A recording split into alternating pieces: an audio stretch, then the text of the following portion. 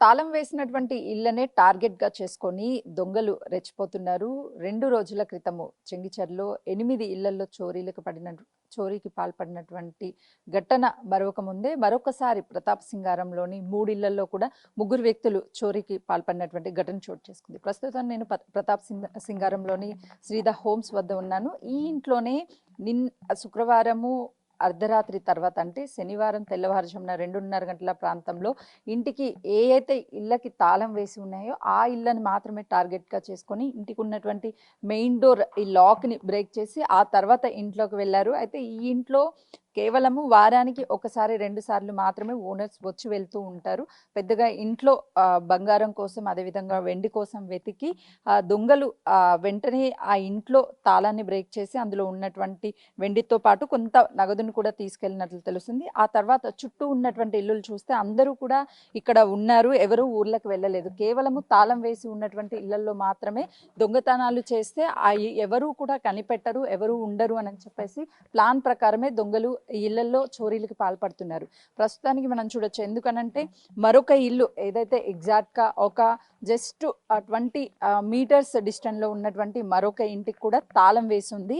తాళం వేసి ఊరికి వెళ్ళినటువంటి సమయంలోనే ఈ ఇంటికి కూడా ఆ ఇంటి దగ్గర ఇంతకు ముందు చూపించినటువంటి ఇంటి దగ్గర ఇద్దరు దొంగలు చోరీకి పాల్పడితే మరొక వ్యక్తి ప్లాన్ ప్రకారము వాళ్ళిద్దరూ అక్కడ చోరీ చేస్తున్నటువంటి టైంలోనే ఇక్కడ గేట్కి ఉన్నటువంటి తాళాన్ని బ్రేక్ చేశారు. అంటే ఎక్కడైతే ఇక్కడ ఉన్నటువంటి దాదాపు ఈ ఏరియాలో ఉన్నటువంటి 20 ఇళ్లలోనూ ఈ 2 ఇళ్లకి తాళాలు వేసి ఉన్నాయి, ఎవరు లేరు, ఊర్లో వెళ్ళారు అని చెప్పేసి ప్లాన్ ప్రకారమే ఇదంతా బ్రేక్ చేసిన తర్వాత యాస్ట్రీస్గా నేను వెళ్తున్నట్లు లోపలికి ఒక వ్యక్తి వెళ్ళి ఇక్కడ ఉన్నటువంటి గేట్కి సంబంధించినటువంటి తాళాన్ని కూడా బ్రేక్ చేశాడు. చాలా ఈజీగా ఈ డోర్స్కి ఉన్నటువంటి తాళాలు అనేవి చాలా ఈజీగా బ్రేక్ అవుతూ ఉంటాయి కాబట్టి ఈ తాళాలన్నింటినీ కూడా సేమ్ యాస్ట్రీస్ ఇక్కడ కనిపిస్తున్న దాన్ని బ్రేక్ చేశాడు. ఆ తర్వాత లోపలికి ఎంట్రీ అవ్వగానే వీళ్ళు చిన్న వ్యాపారం చేసుకునే రియల్ ఎస్టేట్ చేసుకునేటువంటి వాళ్ళు వీళ్ళ ఏదైతే బెడ్రూమ్ ఉంటుందో బెడ్రూమ్కి డోర్ వేయలేదు.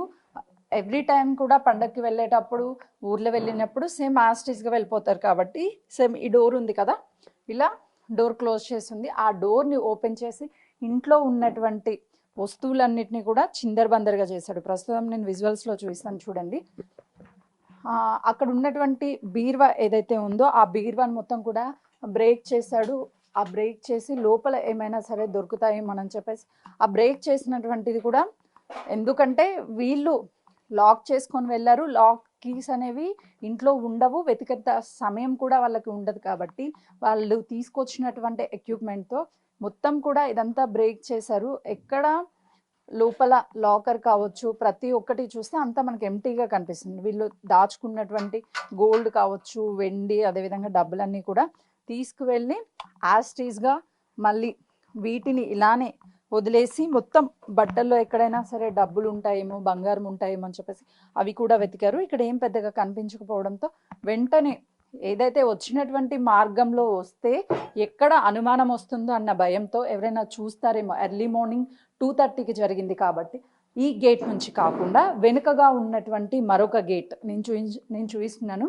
యాస్ట్రీస్గా ఇలానే తను ఒక్కడే వచ్చాడు ఈ ఇంట్లోకి. తర్వాత ఇలా వెనకున్నటువంటి గేట్ని వీళ్ళు పెద్దగా యూజ్ చేయరు, కానీ ముందు వచ్చినప్పుడు ఎక్కడ ఎగ్జిట్ ఉంది, ఎక్కడ ఎగ్జిట్ గేట్ ఉందని చెప్పి చూసుకొని ప్లాన్ ప్రకారమే ఇక్కడ నుంచి పరారయ్యాడు. ప్రస్తుతానికంటే ఇది చాలా హైట్ ఉంది కాబట్టి సో ఇక్కడ నుంచి జంప్ చేసి ఈ ఖాళీ ఓపెన్ ల్యాండ్ ఏదైతే ఉందో ఓపెన్ ల్యాండ్లో నుంచి డైరెక్ట్గా ఇక్కడికి ఎగ్జాక్ట్గా ఆపోజిట్కి వెళ్ళిపోయాడు. ఆ తర్వాత ఎదురుగా ఉన్నటువంటి ఒక ఇంట్లో కూడా దొంగతనానికి ప్రయత్నించాడు, కానీ ఇంటి లాక్ గట్టిగా ఉండడము, మిడిల్ లాక్ ఉండడం వల్ల తను దొంగతనం చేయలేకపోయాడు. ఆ తర్వాత పారిపోయాడు. అయితే రీసెంట్గా జరిగినటువంటి చెంగిచెర్ల ఘటన కావచ్చు, అదేవిధంగా ఇప్పుడు ప్రతాప్ సింగారంలో ఘటన కావచ్చు, అక్కడ 3 దొంగలే ఉన్నారు, ఇక్కడ కూడా 3 వ్యక్తులే వచ్చి ఈ దొంగతనానికి పాల్పడ్డారు. గోల్డ్, డబ్బులు, వెండి వీటన్నిటినీ కూడా ఊర్లకి వెళ్ళి సంక్రాంతికి ఎవరైతే ఊర్లోకి వెళ్ళారో తాళాలు వేసున్నాయో ఆ ఇళ్ళని మాత్రమే టార్గెట్గా చేసుకున్నారు.